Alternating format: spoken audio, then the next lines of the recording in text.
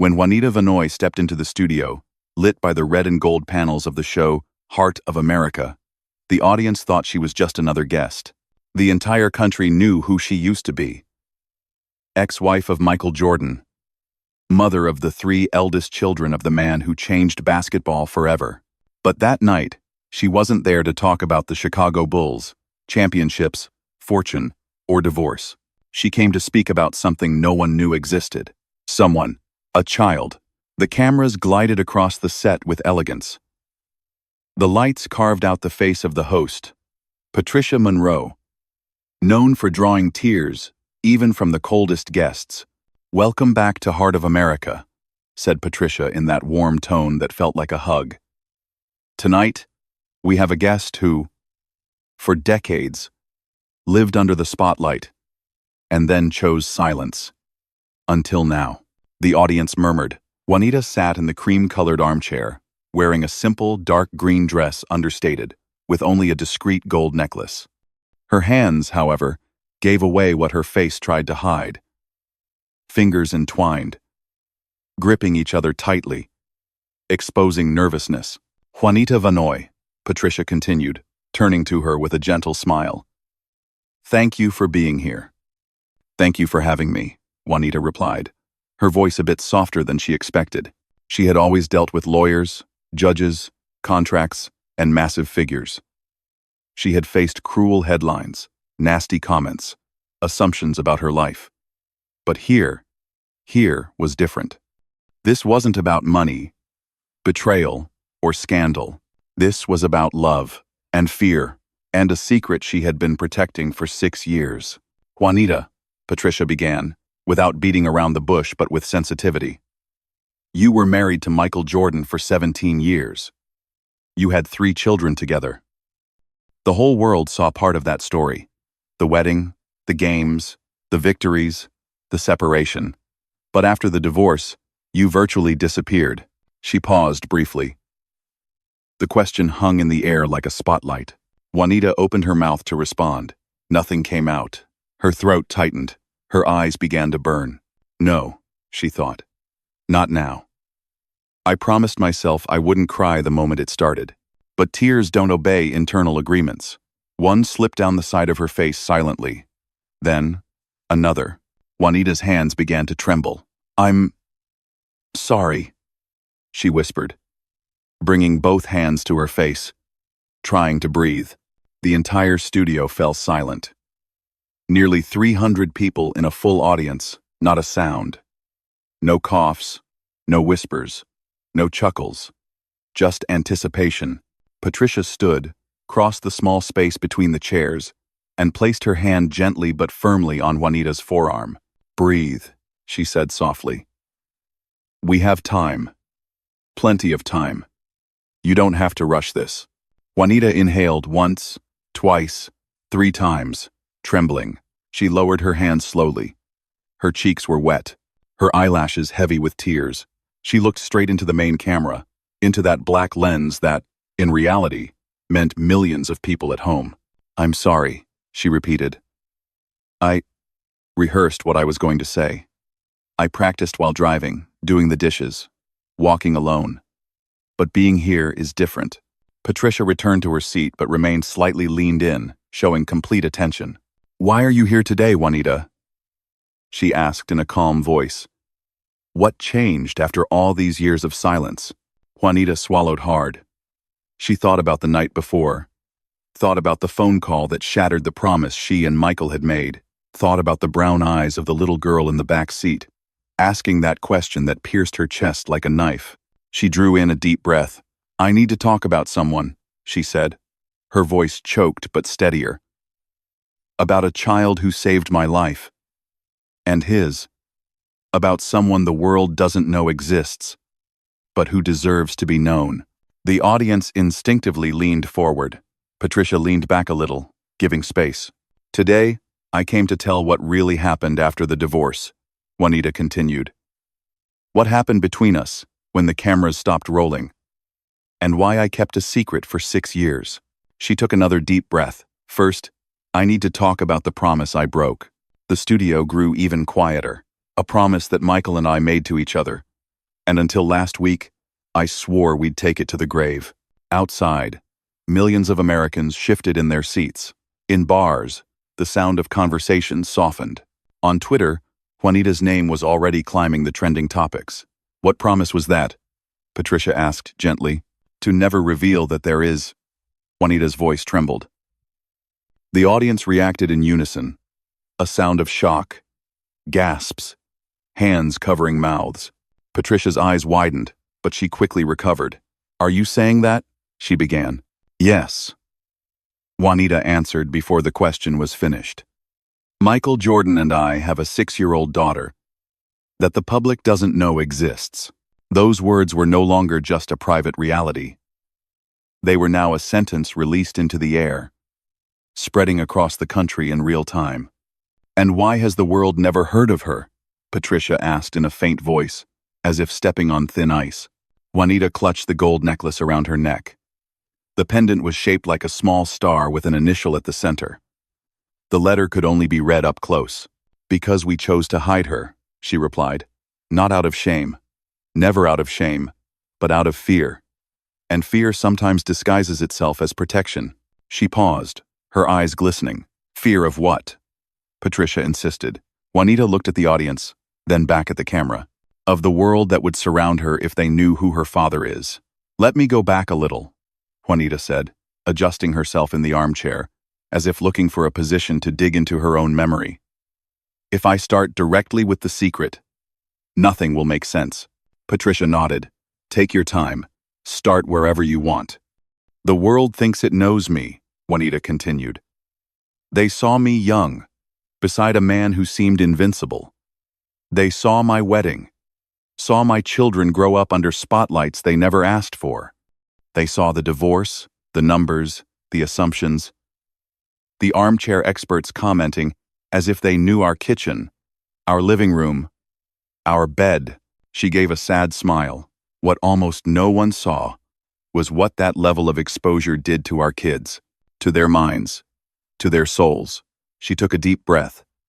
People shouting at the school gate, photographers hiding behind trees, reporters trying to get a quote from a child in the parking lot. Cars following us, even to the supermarket. Some people in the audience shook their heads, outraged. After the divorce, I made one thing clear in my mind. I would never again expose my children like that, said Juanita. I couldn't control what the world did with the name Jordan, but I could try to protect what little normalcy was left for them. She looked down, as if she could see those years printed on the floor. I stepped out of the spotlight not because I was angry with Michael or because I was ashamed. I left because I was tired of seeing children's faces turn into headlines. Patricia listened silently, without interrupting. The years passed, Juanita continued. Our children grew up. Each one dealt with the burden of carrying the Jordan name in their own way. Thank God. They're all good, intelligent, and have big hearts. But I saw up close how hard it was. She took a deep breath. The last thing I ever imagined was that, after everything, life would bring Michael back into my living room, as if everything was starting over. The audience reacted with a mix of curiosity and surprise. Patricia seized the moment. Are you referring to? Juanita smiled, a little embarrassed. The night I opened the door thinking it was just another delivery, and found the father of my children standing there. No cameras, no security, no entourage, just him. 12 years after the divorce. 8 said. She chuckled softly, with a hint of disbelief. He looked tired in a way I'd never seen before. Not from games, or training, or long flights. It was a different kind of exhaustion. Soul deep. What did he want? Patricia asked. Juanita paused for a few seconds. He wanted to apologize, she said simply. And to know if there was still a place in my life where he wasn't Michael Jordan. Just Michael. The audience sighed. We didn't get back together, she continued, already anticipating the curiosity. It wasn't a Hollywood reconciliation. No cinematic kiss. No starting over from zero. That kind of thing doesn't exist when the story is real. She adjusted herself in the chair. What we did have were conversations. Long, difficult, brutally honest. About everything fame had ruined, everything ego had stolen.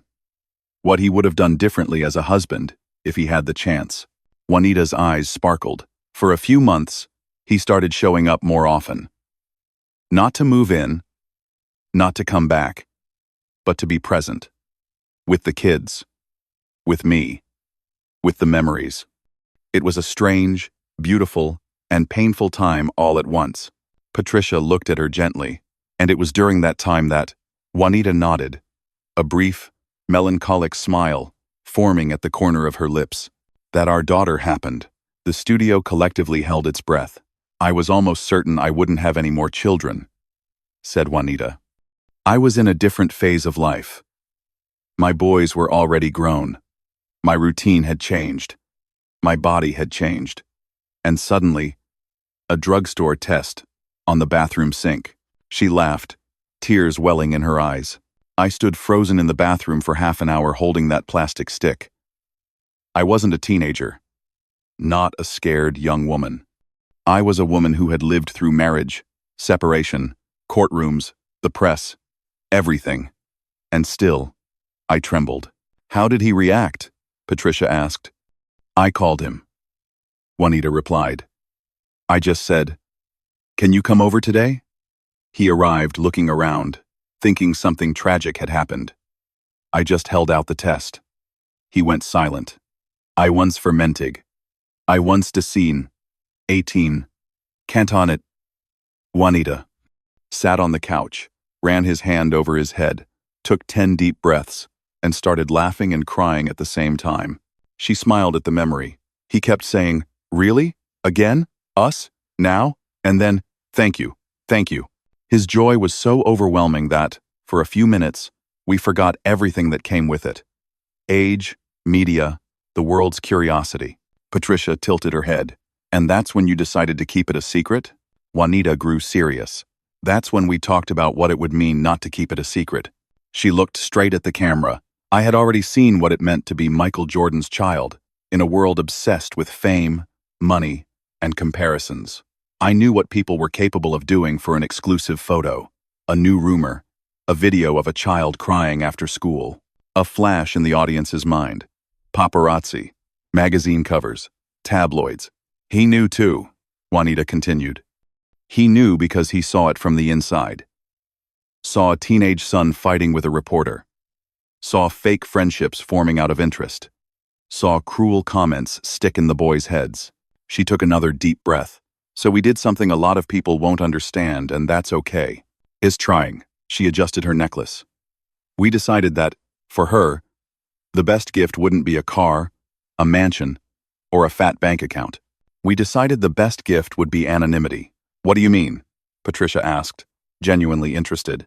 It means that, on paper, she has my last name, Juanita explained, that the world sees her as the daughter of an ordinary woman, living in an ordinary neighborhood, who takes her to school without being photographed. That no one suspects that the man who shows up at her little basketball games on Saturdays in an old gym is the father the world knows as a legend. The audience let out a soft, emotional murmur. We agreed on everything, Juanita continued. That he would be present, but without an audience. That visits would be discreet. That birthday parties would be small, without curious guests wanting just one picture. That she would grow up hearing the truth about who he is, but on her own time, not the internet's. Patricia listened closely. For 5.5 years, said Juanita, that was our routine. I raised a little girl who thought it was normal for her dad to show up in a cap and sunglasses, holding a grocery bag, bringing a simple cake, coming in through the back door. She didn't know it was an operation worthy of a spy movie. Some in the audience chuckled, warmly. Her life was simple. She went on. A small school. Little friends who knew nothing. Basketball practice on an empty court with an uncle, who taught her how to hold the ball correctly, how to pivot, how not to be afraid of missing a shot. Juanita smiled, touched. One time, the school principal called me. She said, Your daughter drew a very tall man holding a basketball and wrote underneath, "My hero." She talks about him so much I thought he might be the father. Does he play? I had to take a deep breath not to laugh and cry at the same time. She paused. I just replied, "He plays a little." Yes. The audience laughed, their eyes glistening. Patricia took a deep breath, taking it all in. "But if you were so careful, what changed?" she asked. "Why did the secret come out now?" Juanita's expression hardened. "Because someone decided to turn my daughter into a product," she answered, with visible pain. 3 weeks ago, a reporter called my lawyer with way too many details about a 6-year-old child no one should know. He went to her school, spoke to neighbors, pulled documents. He wanted to publish an exclusive story. "What did they say?" Patricia asked, her voice heavier. "That Michael Jordan had a hidden daughter, that I was a bitter ex-wife who had negotiated a secret deal, that the girl was the result of a relapse, as if love between two mature people could be reduced to that kind of filthy term." She clenched her hands. "And most of all, they were going to plaster her face everywhere." The audience reacted, outraged. That's when I realized that if someone was going to break the silence, it had to be me. "Not a stranger behind a keyboard," Juanita said. "I'd rather see my heart shattered in front of the world than watch my daughter introduced as a scandal." Patricia nodded, eyes teary. "Did you talk to Michael first?" she asked. Juanita gave a slight smile. "Of course. Even if we're no longer married, we're still parents." We sat down together in a small room. No lawyer, no advisor, no one. Just us and the hardest decision since the day we signed the divorce papers. She took a deep breath. "He was furious," she finished. "Not with me, with what they were about to do to her. He kept repeating, 'She doesn't deserve this. She doesn't deserve this.' I thought the same. And then he asked me, 'What do you want to do?' I replied, 'I want to tell it our way. With respect. With truth. With the love she deserves.' She looked at the camera, and he said, 'Then I'll stand behind you. Wherever you are, I'm there. Speak.'" Patricia lowered her head for a moment, moved. "And your daughter?" she asked after a few seconds. "Does she know you're here today? Does she understand what's happening?" A different kind of smile appeared on Juanita's face. A mother's smile. "It was because of her that I broke down at the beginning," she confessed. "Because yesterday morning, before coming here, she asked me 2 questions that changed everything." The audience fell silent again. "We were having breakfast," Juanita said. She was eating pancakes. I was fiddling with my phone and trying not to look nervous. I had already explained in a simple way that I would talk on TV and that some people would hear our story. She looked up, reliving the moment. She stopped eating, looked at me very seriously and asked, "Mommy, people know who Daddy is, right?" I smiled and said, "They do. The whole world knows who Daddy is." Patricia smiled tenderly. Then she frowned and asked the second question. "Do people know who I am?" The studio seemed to shrink. I froze, Juanita continued. Because in that moment, I realized that by protecting her privacy, I had also created a sense of invisibility. She didn't know if she only existed inside our house, or if, somehow, she could have a place in the world. Juanita's eyes filled with tears again. I asked, "Would you like people to know who you are?" She thought for a bit, staring at her pancake, and replied, "Only if they know I'm not a bad secret. I'm something good. Right, Mommy?" A sob escaped from someone in the audience. Patricia discreetly brought her hand to her face. "In that minute," Juanita said, her voice trembling, "I understood that I wasn't coming here for me, nor for Michael. I was coming here for her, to say, in front of the world, you were never a mistake, never something to be hidden out of shame. You were protected because you are the most beautiful part of our story." She took a deep breath, seeking strength. "So when you asked me, back at the beginning, why I chose to speak now, I broke down. Because the real answer is, I no longer have the right to keep my daughter's courage locked inside our home. Patricia wiped her eyes discreetly. Juanita, she said, her voice cracking. What do you most want people to understand? After all this, Juanita was silent for a few moments. She looked at the audience, then at the lens. In that moment, it was no longer a program. It was an open letter to the world. I want them to understand that behind the name Michael Jordan, there is a man of flesh and blood, with rights and wrongs, with mistakes and reparations, she began. Someone who has made mistakes with me, yes. Someone who made decisions that hurt me, that hurt our family. But also, someone who, in recent years, has been a present father to a child no one saw. Who learns TikTok dances with her in the kitchen? Who takes silent flights just to watch a school game in an empty gym? She inhaled. I'm not here to clean up his image, nor to destroy it. I'm here to show that, beyond Jersey 23, there is a heart that was changed by a 6-year-old girl who draws basketball hoops in every corner of her notebook. The audience laughed through tears. I also want them to understand, she continued, that our children are not extensions of our contracts, our titles, or our bank accounts. They are human beings, small, vulnerable, who deserve to grow up without being treated like trophies or gossip. She touched the star-shaped pendant, and most of all, I want my daughter, when she's older and watches this, to know that the secret was never because she was less. It was because she was worth more than any headline.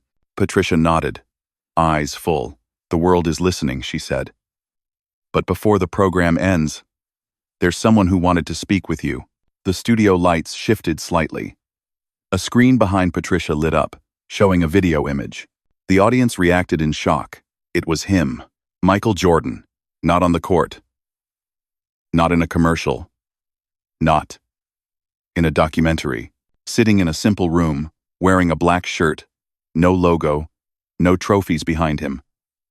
Just a framed photo on the sideboard, turned slightly, so the public couldn't see it clearly. Juanita's eyes widened. She knew he had spoken to the production, but she didn't know how it would play out. Michael said, Patricia, turning to the screen, "Thank you for agreeing to talk with us." He nodded, serious, but with a gentleness in his eyes that the public rarely saw. "Thank you," he replied. "You've been watching everything Juanita has said since the beginning," Patricia continued. "The whole country is moved by her courage. I have to ask, what did you feel hearing the mother of your daughter tell this story to the world?" Michael inhaled slowly. He looked at Juanita, even through the screen. Then, he spoke. "I felt shame and pride at the same time," he said. "Shame to know that she had to carry this weight for so many years. Pride in the woman she is, the mother she has always been, and the way she protected me even when I didn't deserve it." The audience sighed. "When you're young," he continued, his voice calm and unhurried, "you think you can dodge everything. Defense, crowd, media, temptation. You believe that if you score 30 points a night, the rest will sort itself out. It doesn't. There are things you can't fix with a ball in your hand." He paused for a long moment. "I made mistakes that will never disappear," he admitted. "Mistakes that hurt Juanita. Mistakes that hurt our children. No basket erases that. No banner in the rafters erases a tear you cause at home. But God gave me something I didn't expect. Time. Time to grow up. To listen. To see what I didn't see. Because I was too busy watching the scoreboard." He took a deep breath. When that little girl arrived, he smiled softly. "I was no longer the boy trying to prove something to the world. I was a man who needed to learn to prove something to the ones who truly mattered. She doesn't care how many rings I have. She wants to know if I'll show up on Saturday, if I'll watch her favorite cartoon, if I'll laugh at the silly joke she tells." Some timid laughter echoed in the audience, accompanied by sniffles. "The world may call her a secret daughter," he continued. "I call her a late gift, a second chance, a constant reminder that no career makes up for a lost childhood. And I want to say here, in front of whoever is watching, If today she can exist without feeling like a dirty little secret, like Juanita said, it's because of her mother's courage. She fought for this child far more than I did. She held down the house, the school, the routine, the fears, while I tried to juggle business, image, all of that.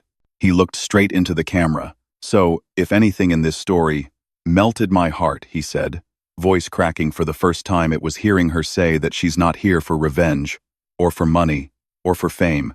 She's here for our daughter. To say, in front of the world, you are not a mistake. You are the most beautiful piece of both of us. Juanita bit her lip, trying to hold back the tears. Michael smiled at her, even from a distance. Juanita, he said, with an intimacy that cut through the studio, thank you. For loving me at a time when I didn't know how to be easy to love. For raising our children with dignity.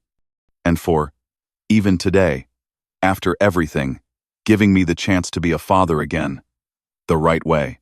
He inhaled deeply. And to you, my little one, who might be awake watching me?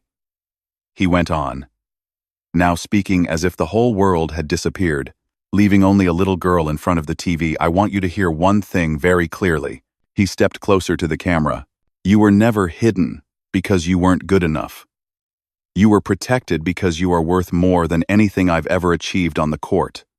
Your name, your smile, your peace are my greatest title. The audience couldn't take it anymore. The entire studio was filled with tears. If one day someone tries to define you by a headline, he continued, remember this. Before I am anything to the world, I am your father, and I will be here.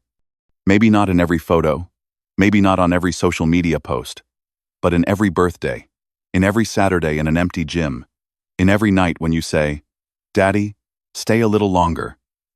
I will stay. He breathed in, trying to compose himself.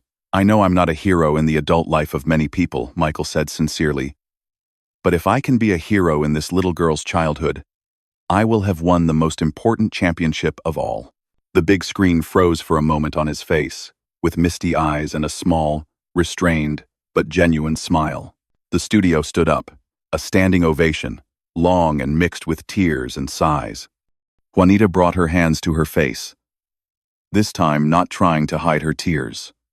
Patricia stood up, walked over to her, and hugged her tightly, while the cameras pulled back to show the entire studio standing. At the bottom of the screen, as the scene unfolded, a simple phrase appeared. Children are not scandals or secrets. They are entire stories that deserve respect. Somewhere, in a house far from the spotlight, a 6-year-old girl sitting on the couch, wearing pink socks and her hair tied in 2 afro puffs, clutched a pillow to her chest, eyes gleaming. Mommy, she said, in a small voice. And Juanita, her face still wet with tears, would answer, yes, it does. And if it doesn't, we'll tell it again. Because you will never again be hidden behind an ugly word. You are the best part of our story. Up high in some building, maybe in Charlotte, maybe in another city, a tall man would turn off the television, take a deep breath, and for the first time in many years, feel that the greatest move of his life hadn't been a shot. It had been showing up, even without a crowd, even without a scoreboard, even without a trophy, just as a father. And that, unlike any title, couldn't be hung from the rafters of an arena because it would live forever in hearts that had never seen him play, but who learned, that night, what it really means to choose a child above all else. And that's why, that night, it wasn't just Juanita's eyes that filled with tears. It was millions. Because sometimes, what moves the world the most isn't seeing a giant win on the court. It's seeing that same giant kneel beside a 6-year-old's bed and call that a victory.